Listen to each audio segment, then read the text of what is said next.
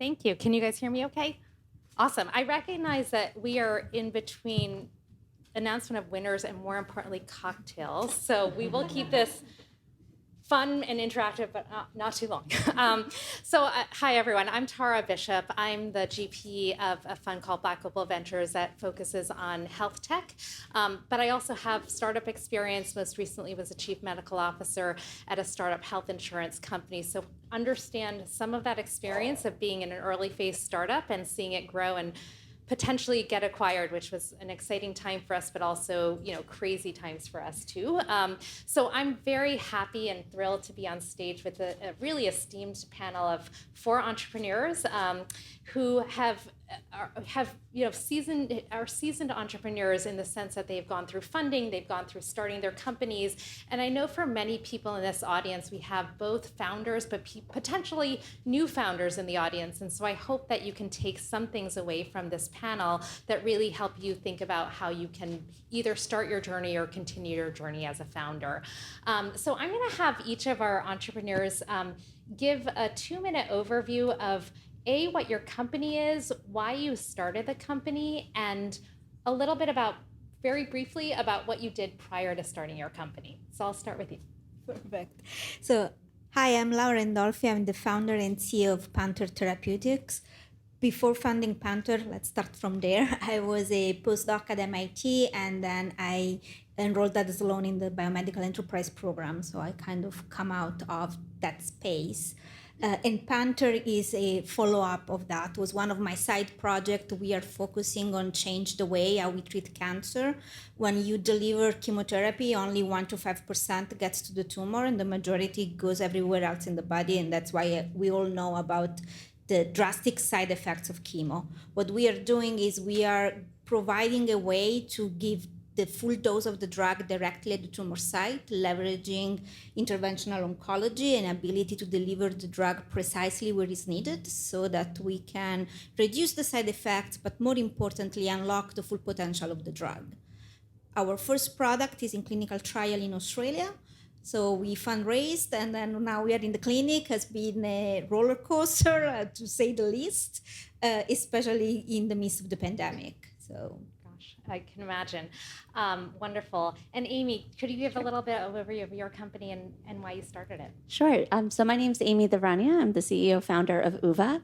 We're a women's health company that's really aiming to bring objectivity to women's health. My background is pretty heavy on the science side. I have a PhD in biomedical sciences focusing on genetics, but I'm actually a trained data scientist, and I worked in industry for about 7 years. I started OOVA because I went through my own journey with infertility, and it really opened up my eyes to how underserved 51% of the population is. A lot of our symptoms as a woman are based on a subjective scale of 0 to 10, and we can grow a human inside of our bodies. We're not smaller men. So I really wanted to bring that level of objectivity and data to a woman's health journey so she can truly advocate for herself. And Christina, how about you? First, I wanted to say congratulations to everybody that stood on stage today. And some of you didn't give your emails, and that we need. So if there's a way we could get everybody's emails, so everyone, there's a lot of people in this room that want to help you. So I just want to make sure I say that. I'm the founder and CEO of Scopio. It stands for Scope It Out. It's a marketplace where more than 14,000 artists in 150 countries upload their images and get hired on their creative skills. And more than 25,000 businesses like Disney and Microsoft use us for authentic storytelling. We became the first female-founded NFT marketplace and have a book coming out next week, which you can find on Amazon, called The Year Time Stopped, the first global image book on 2020. So everyone hopefully will have this on their bookshelf for the next century. And how about you, Andrea? What's your story? Hi, everyone. My name is Andrea. I'm the CEO and co-founder of Umamicart. We're an online Asian grocery company currently serving East Asian and Southeast Asian cuisines. We're based in Brooklyn, but we serve over 13 states at the moment. In terms of my background, so I went to MIT for my MBA, and prior to that, my background is actually in finance. I worked at Goldman for over 5 years doing principal funding and investments. But what's not on paper is that I'm also a daughter of immigrants. My parents are Chinese. They immigrated to Spain in their early 20s, and I grew up really surrounded by very, very few cultural references for myself. Food and the lack of accessibility to these foods was really shaping who I became. And that was a pain point that I continue to see here and really motivated me to start this company. Well, thank you guys so much. Incredible companies that you started and journeys to get there. I think, we just listened to a panel of venture capitalists, and there's a lot of discussion about the fact that female founders or female-led companies get less capital than male-led companies. Typically some of the statistics are less than 3% of funding go to female-led companies or female-founded companies. Raising capital, one of the key aspects of a founder's job. What's your experience? What were particular challenges being a female, and what were things that you thought actually worked well because you were a female founder? Amy, why don't we start with you? Oh my gosh, I feel like I could talk the entire panel about this. So I guess one thing about me is I don't have an MBA. And as a female founder, I feel like there was already a lot of odds kind of stacked against me because you're like the only woman in the room most of the time. So that was, I've been in a male-dominated field my entire life, and it wasn't until I started my company that I actually felt like the only woman in a room. And I think there's a lot of stigmas around a woman founder and trying to be a solo founder, especially in the healthcare space. But my journey, what I've realized after we've raised a seed, we're now going out for our Series A, is I've learned how to gauge the room much faster. And as valuable, we all try to get meetings with investors, but your time as a founder is probably more precious than that investor's time. So when I feel like the investor is not as engaged or is excited about what I'm building, I end the meeting because it's not worth it. They're going to drag me out. They're going to ask a bunch of questions, and I'm not going to get anything out of it. So I'd rather spend that time and devote it with investors that actually care. Great, interesting advice and interesting experience. Christina, how about you? Your experience raising capital? Well, I think institutions like this one have a duty that anybody that walks onto your stage, you really need to protect and get them into the right rooms. Oftentimes, founders like this will come and then they'll be put on a spreadsheet with 100 investors. And it's like, go talk to these 100 people. It's like, if you have such a strong institution like MIT, you should be pre-vetted. They should be pre-vetted. And I think you will save years of these people's lives, and you will offer them capital right away. There's no reason why everybody shouldn't walk out of this room with a check from an angel investor, or they should have their next meetings with funds. But that whole spray and pray approach, which has often been how they teach all founders, go talk to 100 people and see what happens. That's where female founders, every female founder that has been with me kind of on this journey, I see them falling due to that advice. So I think, don't do that. Don't go and talk to everybody. See what kind of networks can protect you a little bit, get you into the right rooms. And people should take that seriously when they're doing the introduction. Just hold the hand a little further, or make sure that that this is a safe, good space for that person to be in. Andrea. Yeah, I think those two are both really great points. I think in terms of experiences, for myself, building specifically for Asian groceries, for example, which is a pain point that many people haven't experienced themselves when I would talk to investors directly. And as I hear from other female founders as well, I think one of the challenges is that oftentimes we're interested in topics through personal experiences. And as we're trying to explain that pain point, we're faced with people that have never experienced that pain point themselves. And that's a hurdle that you have to, off the bat, overcome, that probably other male founders that have thought of topics that they experienced wouldn't have to. So I think that's one. And my advice there is just to, make sure your pitch is extremely clear, that you have your numbers right, that you're able to convey really quickly what the market pain point is, and be able to convey that to the investor. But at the same time, if that investor is not interested just purely because they're investing based on their interest, take the advice you've heard and shorten the meeting and go spend your time elsewhere, because I totally agree that as founders, our time is extremely limited.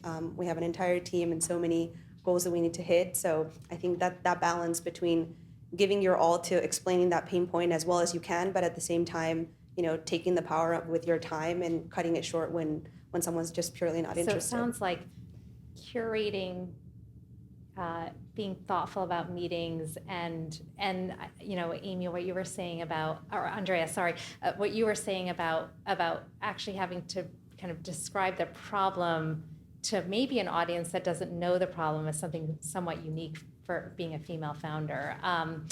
Great advice and great thoughts on this. I'd love to switch gears a little bit and hear a little bit about your experiences. So not just in capital raising, but actually just starting a company, right? If you think about sort of the things that kept you up at night, the things that were challenges, but also the things that like got you up in the morning, tell us a little bit about your experiences. And Christina, would love to hear a little bit about yours first. Oh, I was like looking forward to thinking what everyone else is going to say.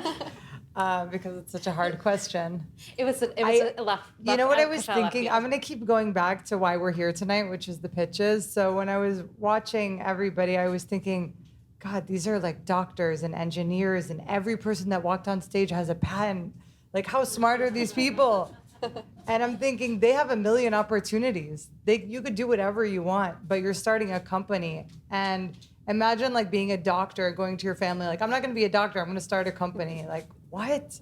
People are not going to understand that. So I think that alienation is really hard for founders, is that you're so qualified, you're so smart, you're so capable, and then you're just going the other way. You're going left, and nobody knows what to do with you, how to help you. So you need to be just, I think, very clear about what you want. Whenever you're talking with someone, help me by doing this. Can you help? You have to be very specific about how people can help you. So because they're kind of like, oh, we don't really know where that person is going. And I think that after multiple years and years becomes a very interesting lifestyle.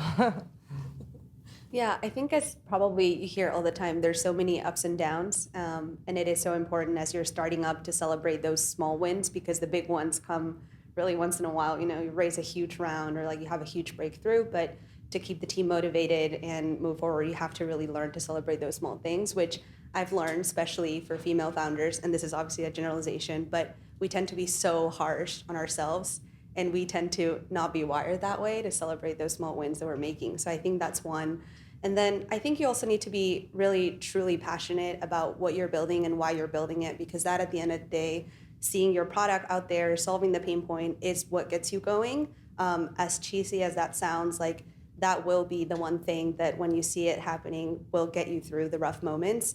And also I think at the end of the day, starting a company, it's extremely risky. Most companies don't succeed. We already know this. So I feel like you have to be truly okay with the learning path and the experience that you're getting through building this company. And no matter the outcome, whether it's a successful acquisition, an exit, or just, you know, winding down a company, you need to truly be okay with that in order to be able to drive that enjoyment through the process, because it can get tough, even though there's obviously also really awesome highs as well. And a good way to do that is to literally write down, this is what will happen if I fail. And you write down everything that will happen to you, and you're like, oh, that's not Nothing that bad. So it gets out of your head that way. That's a great piece of advice. Laura, how about you, your experiences as a founder? Yes, no, I think that it's really the uncertainty. It takes a certain personality to start a company and run it. And I think that if you are doing that, you're already kind of self-selected for that type of job. But being able to withstand the unknown, I think that's part of what has been very challenging for me, and rewarding at the same time, like trying to run different scenario, prepare for the worst case scenario, for the best case scenario, and trying to plan and execute how that is gonna be. I think Lauren in the other panel said like the immigrants, or son of immigrants. I came from Italy to do the postdoc at MIT, and I think that uncertainty of coming to a new country, trying to figure it out by yourself, a different language, it kind of feeds into those skill set. Then when you're doing a company, they come very handful, because then you kind of know that fear coming, you know how to approach and also how to gain energy from that to then trying to solve it and execute. And I think in the context of talking about, female founders, female in general, women in general, we are getting less money, but we are executing much better. And there are studies about that. There are hardcore data. Like we get creative. I think it's rooted into who we are in trying to make that working. So once you get the capital, you can see the rewards from the investors too, where they get out from what they are giving you more than what they will expect, not from others, but Interesting. So you kind of touched on a lot of it. For me, like obviously being a founder is incredibly lonely because when a friend asks you how was your day, it's like, well, I mean, I spoke with legal, I did marketing, I had to fire somebody. Like, I mean, I don't know how my day was. that's the worst. Right. It's all over the place. So it's a very lonely experience. However, what I've kind of found enjoyment out of is thinking outside the box. So in every decision we make for the company, and this kind of gets me out of bed in the morning too, like if we're going to go come up with a marketing strategy, okay, we're not direct to consumer, we're not B2B, we're this like in this gray zone. So what is a marketing strategy that's going to attract both consumers, right? Or if we're going into a business model, well, we're not selling directly to a consumer, we're also selling to healthcare systems, we're also selling to clinics. So how do we think outside the box to come up with something that's really unique? And that excitement is kind of what gets me going every day because I don't want to do a cookie cutter plan. Those we've seen work for many, but they also fail for many more. And I want to come up with something very new. We've heard a little bit in the last panel about what's happening with markets and what's happening with capital and valuations. Any thoughts, and maybe Andrea, I'll start with you on what are you doing sort of in the near term as a CEO and founder to kind of both be prepared and ready for sort of what's happening, particularly with the turmoils that are happening in the markets? Yeah, it's definitely top of mind. I think starting a company that is VC backed, it's also really buying into the fact that you are going to have to raise money for quite some time, and that comes with the strings of understanding the VC market, understanding how VCs operate, and then shifting as their targets shift as well. You kind of implicitly sign up for that when you take their money. So I think last year, for example, the focus was so much still around growth. And currently, as you've heard from the last panel, the focus has completely shifted towards now it's okay to grow slower, which is a complete 180 from 18 months ago, even 12 months ago, even 6 months ago. And now it's, you really have to beef up your balance sheet, you really have to control your burn, and you have to have runway for even 24 months. When truly, if you were raising 6 months ago, people would have told you, be aggressive, have runway for 12 months, grow really quickly, revenue is all that matters. And so I think that shift is something you sign up for. It is a complete change from what companies are used to. And so we're taking those steps of, making sure we're capitalizing the company, making sure that we're cutting things whenever we can, and then putting that focus on building a really strong balance sheet. I think, again, I think we see our VCs as partners. We're lucky to have investors that are extremely involved and supportive of the company. And as partners that they are, we also have to understand what their targets are and how we get them to, have their business run well as well. So it goes hand in hand. Amy, how are you feeling about things? I know you're actively raising too. Yeah, we are actively raising. And it's really funny because when I was just having investor conversations last year, the questions I got were so different than what I'm getting now. And the way we're getting evaluated today, it's like all the decisions we're making, it's the right one all of a sudden. When last year I was getting questioned on every single thing that we decided to do. So it's very interesting having these investor conversations today. However, for us, we've always been really capital efficient. We've raised a really small amount of money considering we're a product that's in market with a lot of R&D behind us, and it's working great. We have some really big partnerships on the books, but raising our A right now, it's been very interesting. But we have had to make some tough decisions to kind of reduce our burn as much as possible just to weather this out in the worst case scenario. And how about you, Christina? Renegotiate your contracts. Look at all the customers that give you money and figure out how they're going to give you 10 times more money this year and next year.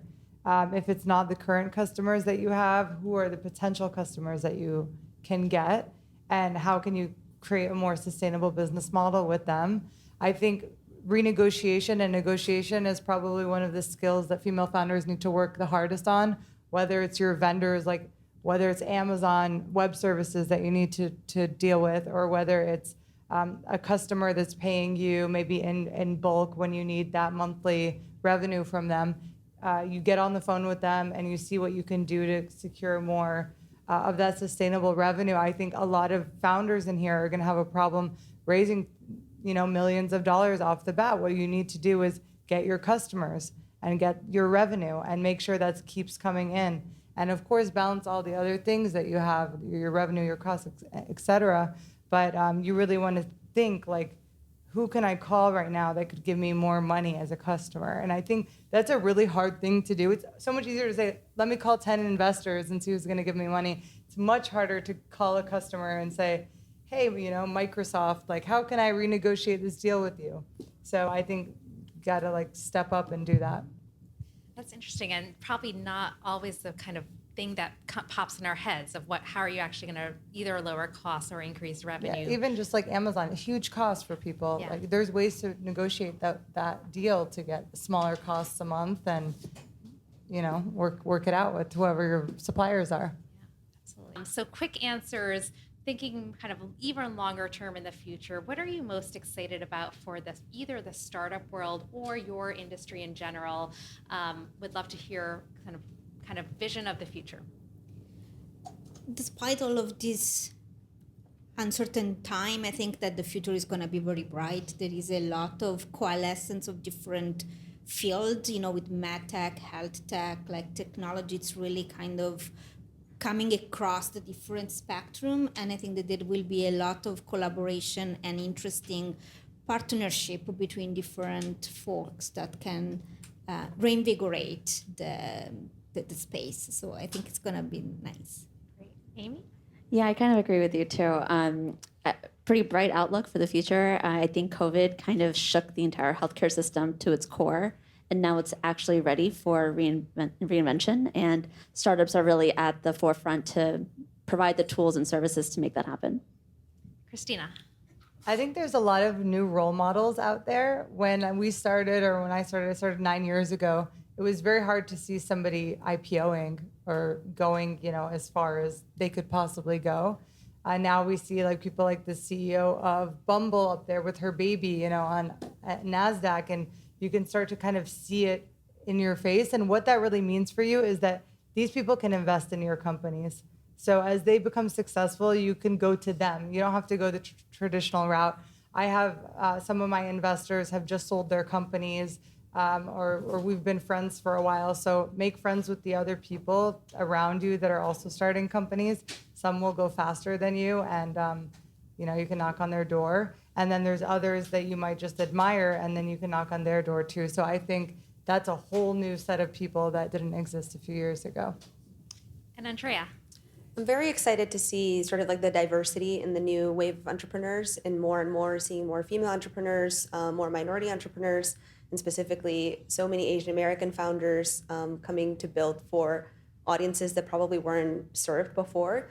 And that in turn means so many needs that were not getting met before being met in the future. So that part I think is really exciting for me, and also bright outlook for the future. I think clearly we're chronic optimists here. So very stark contrast to the VC panel. That's self-selection. If you are not optimistic, then at the fourth no, you give up. Well, great. Thank you, everyone. Cheers.